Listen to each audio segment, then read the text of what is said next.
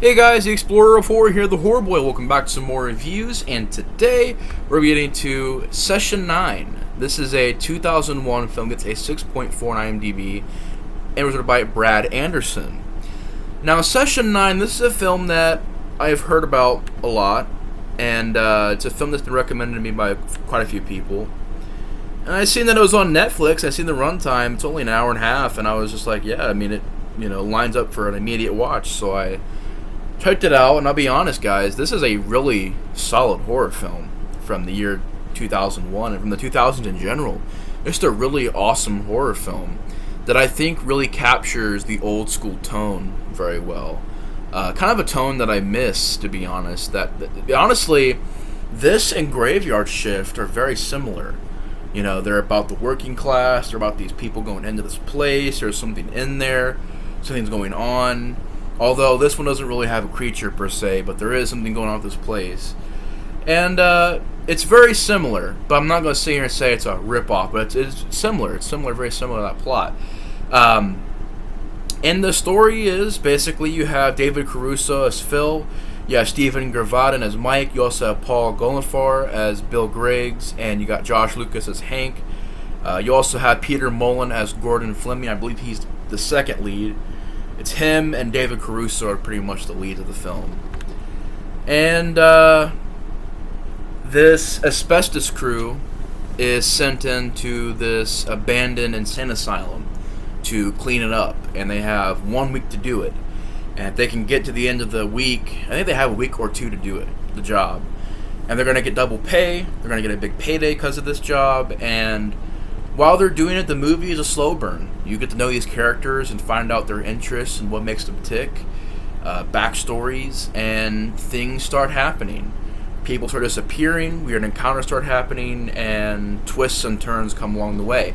Now, when we get into the more in-depth portion of the video, I'm going to get into some of the spoilers, but I must say for right now, because this is a really good movie, I want you guys to go out and experience this film on your own. This is a really well-done horror film. This movie really blew me away. I'm just going to adjust the camera real quick. There we go. This movie blew me away. It was very surprising and very shocking when it needed to be. Slow burn for sure. But I really appreciate the just subtlety of the film. How it's easing its way in there. It's not jump scares and boo scares and CGI and ghosts. You know, technically speaking, this movie is one of those films where you can take it either way. You know, it could be supernatural, couldn't be supernatural, and those of you that seen the movie, you guys know what I mean. The twist of the film, which I will give a spoiler alert when I get to that, but the twist, it's so cool from the fact that you can take this movie and do anything you want with the film. You know, whatever you want to take away from this film is what you can. And it can work either way. And I really enjoy that. It's very ingenious when they did that. And, you know, it makes the rewatchability there because you're going to go back and rewatch it again and figure out, okay, what's going on here and here. It's a mind games movie, and you know, I love mind games movies. I love those kind of psychological thriller mystery type of movies. This is definitely in that category. I think it's one of the better ones, one of the best ones, for a matter of fact. As far as cinematography goes, this movie is very well shot. It's just the shots of this real asylum that was used on location. This is a real place that they actually shot in. And the environments are creepy, the way they're lit. I love certain shots. The opening shot of upside down, you see this chair in this hallway, and then it kind of slowly turns around. Just a certain environment of the asylum looks creepy and dark and brooding. Very, very well done atmosphere. The acting is very well done. You got David Caruso going to be in CSI Miami. I think this was before CSI Miami, but not by much. This was like right before CSI Miami. So when I seen this, I'm like, David Caruso at the time doing CSI Miami, he's doing this? But I guess that happened maybe right after this came out. But it's cool that David Caruso still did a horror film, did a horror thriller mystery film. It's very awesome. I know he's also in First Blood. He's in a very small role in that. And I love CSI Miami. That's one of my favorite TV shows of all time. So, you know, David Caruso is awesome. He has a line in this movie where he goes, "Hey, fuck you." And the dialogue also, I will say, is a positive. The dialogue is interesting. The slow burn aspect never gets boring, never gets slow. You're into it. The runtime is pretty good. The music, I thought, was very well done with the just very slow, eerie noise sound effects for the score. They're not using pianos and all that. They're using, like, sound effects.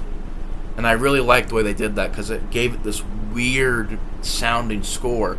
You gotta see the movie to find out for yourself. Just a really awesome sounding score. But yeah, the direction is very well done. You have certain shots that I absolutely love. These characters have a lot to them. They're fleshed out. They're not one-dimensional. You know, I like the conversations they have about, you know, have a backup plan. You know, this job is stressful. Have something that you can move on to. You know, don't be stuck here. Have a backup plan. I like that conversation in the characters. And I like this guy. He has this mullet and he listens to this radio. And he's kind of this young kid. He's the cousin of one of the characters. He's like one of the cousins. And, you know, he's trying to learn the job. And at first, he's kind of like this character that you don't really like that much because he's really annoying. Then he kind of grows into a likable character. There are just certain shots that creep me out. Like, there's this character named Gordon. He's going through things, and you can kind of tell something's going on with this character. I'll say this, the twist is a little bit shocking, but at the same time, it wasn't like it totally threw me off and I didn't see it coming at all, because there are points in this movie where they give a little too much away. I would say that. Like, the mystery, they do reveal quite a bit of the mystery before it actually gets to the twist. And, I could kind of tell that something was going on, you know, something weird was going on. You just could tell while you were watching it. I don't know, just something that happened with me. But yeah, the lighting is brilliant. The usage of this real building gives it a great atmosphere. The direction is on point. The music is on point. And to get to the twist, spoiler alert, the twist is a huge spoiler. This movie is built around this twist. So I'm going to give it a 7.5 out of 10. Very solid movie. If you haven't seen this movie yet, go watch it. It's on Netflix. Go watch it. It's an hour and a half. You'll love it. I promise you will. It's a great movie. Brilliant horror film. Twist is the major point of the movie. So click off the video now. Spoiler alert territory starting now. But the twist of this character being the killer, I thought was very well done and very interesting and very intriguing. And I can't say it was a total surprise, because there are points where, you know, he's talking about, oh, I smacked my wife, I hit my wife, and you're wondering, okay, what's going on here? And he's snapping on people and people are disappearing. You can kind of get the hints that maybe there was something going on there, but it's still, nevertheless, just how far this twist went. You know, this guy murders his entire family. You know, you don't see it. You didn't need to see it. You just heard it. And the audio, and the end of the movie being this reveal that he's killed this entire team. He's killed everybody. And he's hearing this voice, you know, do it, Gordon. Do it, Gordon. And when he's walking down that hallway, and that shot is beautiful and creepy. That last shot is creepy.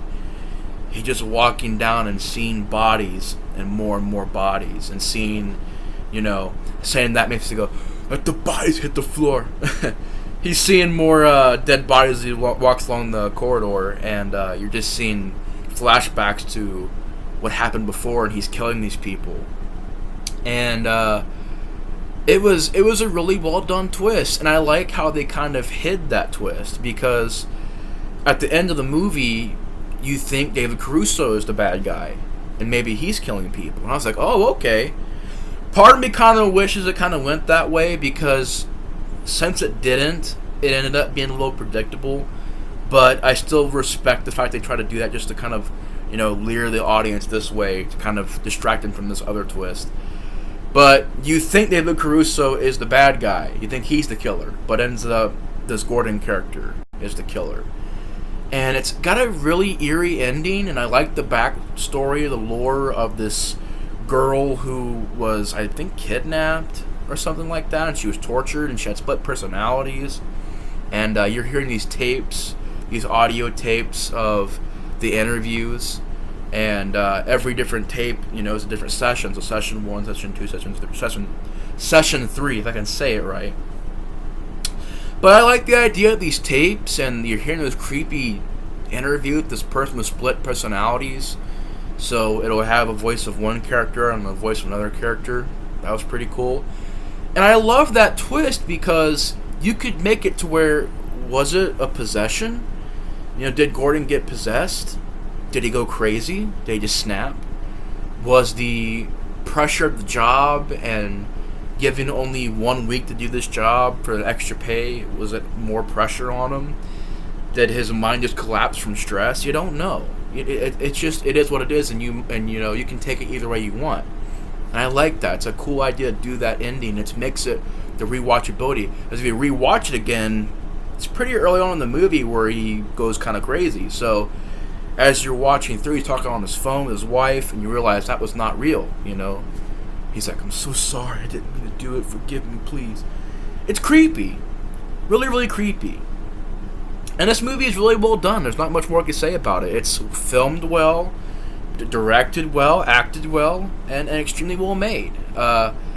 Definitely a 7.5 out of 10 for me. It's a very solid horror film, very solid mystery, thriller, slow burn but done well. It's my kind of horror movie. I love it to death. Great film. But anyways, guys, 7.5 out of 10 for me.